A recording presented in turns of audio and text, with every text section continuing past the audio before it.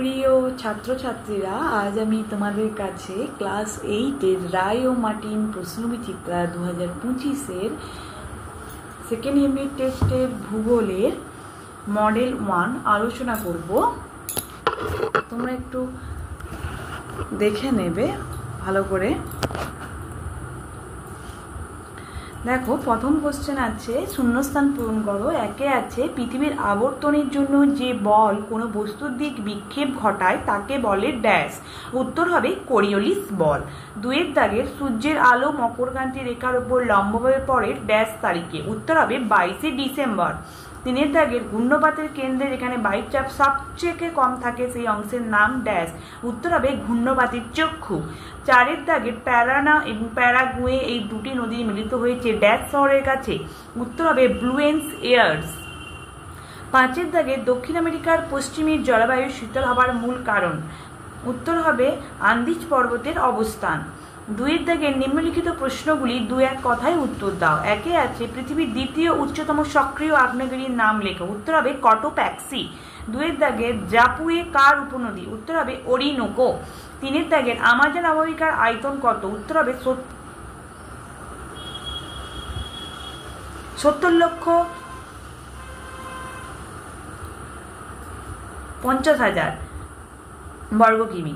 4-এর দাগের, গোধূলি অঞ্চল দেখা যায় কোন ধরনের অরণ্যে? উত্তর হবে নিরক্ষীয় চিরহরিত অরণ্যে।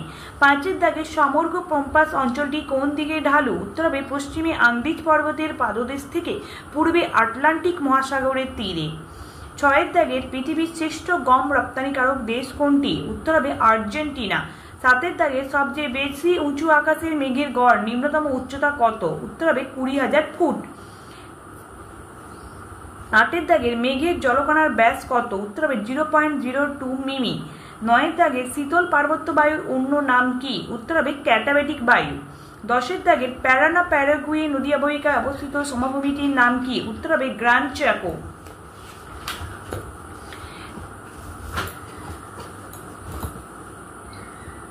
3-এর দাগের 1-এ দেখো আছে, বৃষ্টিচ্ছায় অঞ্চল কাকে বলে? যেটা আমি তোমাদেরকে দেখিয়ে দেব।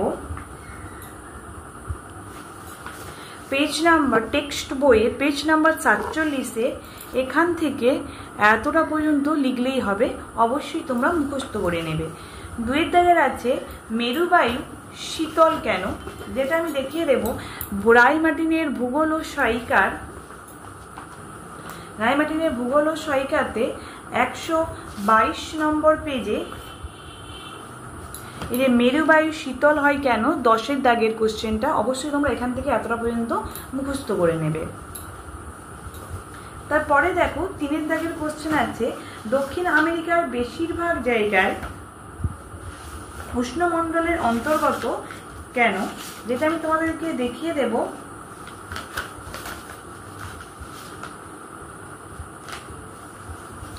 টেক্সট বইয়ের পেজ নাম্বার 101-এ এই যে দক্ষিণ আমেরিকার উত্তর দিকে এখান থেকে এতটা পর্যন্ত লিখলেই হবে।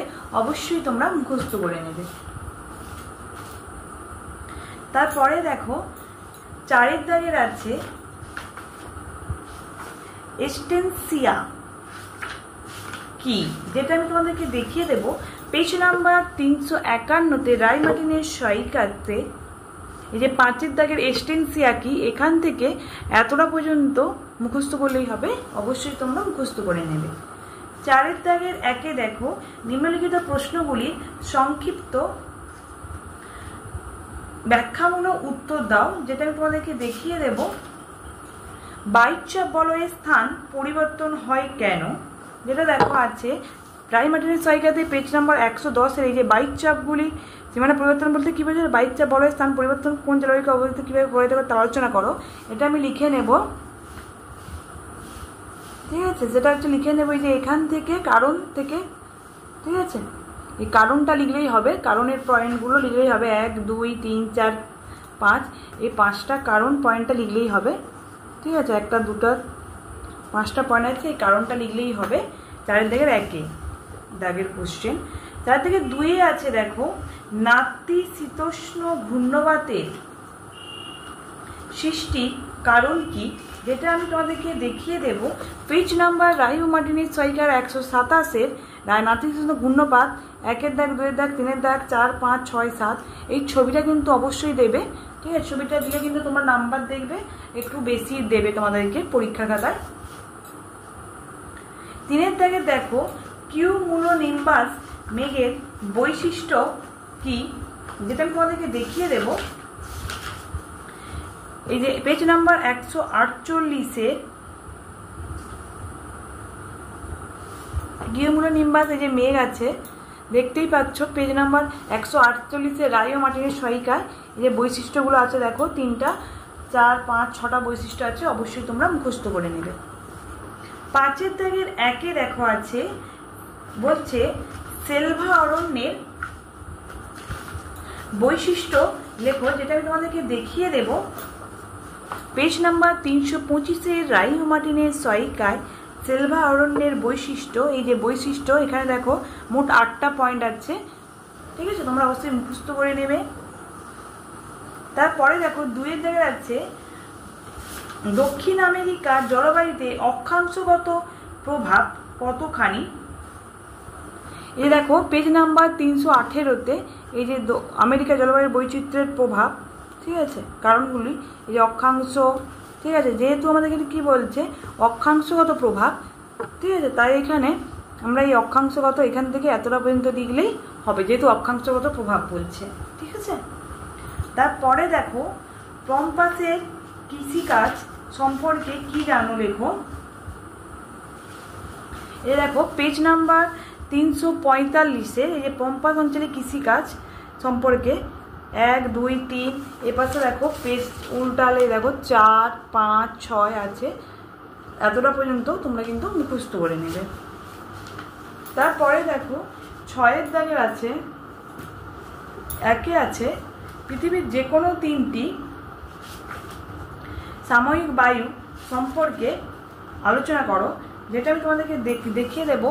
রায় মার্টিনের সহায়িকাতে পেজ নাম্বার 113 দেখো সাময়িক বায়ু শ্রেণীবিভাগ আছে, এই যে সমুদ্র বায়ু, স্থলবায়ু, মৌসুমী বায়ু, ঠিক আছে, যে অ্যানাবেটিক বায়ু, ক্যাটাবেটিক বায়ু, এগুলো পুরোটা লিখতে হবে। এখানে মোট 5টা আছে, তোমরা এর মধ্যে যে কোনো 3টা যেহেতু বলেছে তাই যে কোনো 3টা লিখলেই হবে। সমুদ্র বায়ু কিন্তু লিখতে হলে অবশ্যই তোমাদেরকে উৎপত্তি, গতি এগুলো লিখতে হবে। স্থলবায়ু লিখতে গেলে উৎপত্তি, গতিবেগ, বায়ুর প্রকৃতির প্রভাব লিখতে হবে। মৌসুমী বায়ু লিখতে গেলে এটা পুরোটা তো লিখতেই হবে, এবার এতটা পর্যন্ত লিখতে হবে। তোমার যে কোনো 5টা আছে, যে কোনো 3টে পয়েন্ট লিখলেই হবে বলেছে যেহেতু।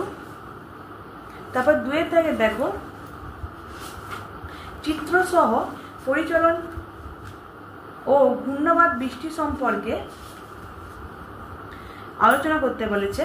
এই দেখো পরিচলন বৃষ্টিপাত আছে, এখানে দেখো পেজ নাম্বার 150-এ রায় ও মার্টিনের সহায়িকায় সংজ্ঞা, সৃষ্টি, পরিবেশ আর পদ্ধতি, আর অবশ্যই এই তোমাদেরকে ছবিটা দিতে হবে এবং বৈশিষ্ট্য লিখতে হবে এতটা পর্যন্ত। এটা আছে কিন্তু পরিচলন বৃষ্টিপাত এতটা পর্যন্ত লিখতে হবে। আর ঘূর্ণপাত বৃষ্টি দেখো এখানে আছে সংজ্ঞা, পেজ নাম্বার 151-তে রায় মার্টিনের সহায়িকাতে সৃষ্টির সত্য, পদ্ধতি, ঠিক আছে, এখানে কিন্তু এই ছবিটা দিতে হবে।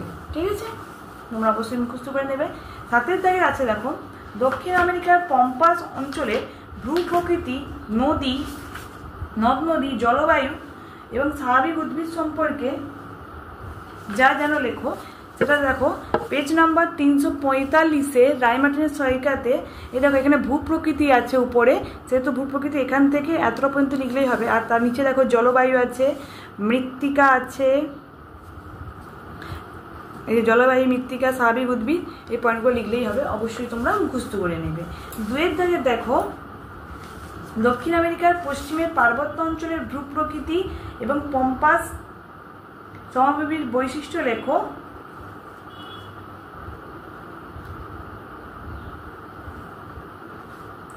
যেটা আছে দেখো এই যে পেজ নাম্বার 314-তে দক্ষিণ আফ্রিকার যে ভূপ্রকৃতি, ঠিক আছে, এখানে এই যে এখান থেকে হচ্ছে এইখান থেকে এ পাশের পেজে দেখো এই যে উপরের থেকে আছে, এটা অবশ্যই মুখস্থ করে নেবে ভূপ্রকৃতি। আর কি বলেছে না পম্পাস সমভূমির বৈশিষ্ট্য বলেছে, পম্পাস সমভূমির বৈশিষ্ট্য এই ভূপ্রকৃতিটা লিখলেই হবে, অবশ্যই তোমরা মুখস্থ করে নেবে।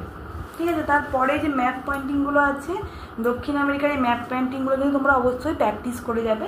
ঠিক আছে, এটা সেরকম কিছু বলছি না। তোমাদের যদি আমার এই চ্যানেলটা ভালো লেগে থাকে অবশ্যই লাইক, কমেন্ট আর বেশি বেশি করে অন্য বন্ধুদের শেয়ার করে দেবে। যাতে হচ্ছে তারাও এই কোশ্চেনের উত্তরগুলো দেখতে সুবিধা হয়। অবশ্যই কিন্তু একটা সাবস্ক্রাইব করে রাখবে যাতে আমার ভিডিওটা তুমি আগে দেখতে পাও। ধন্যবাদ।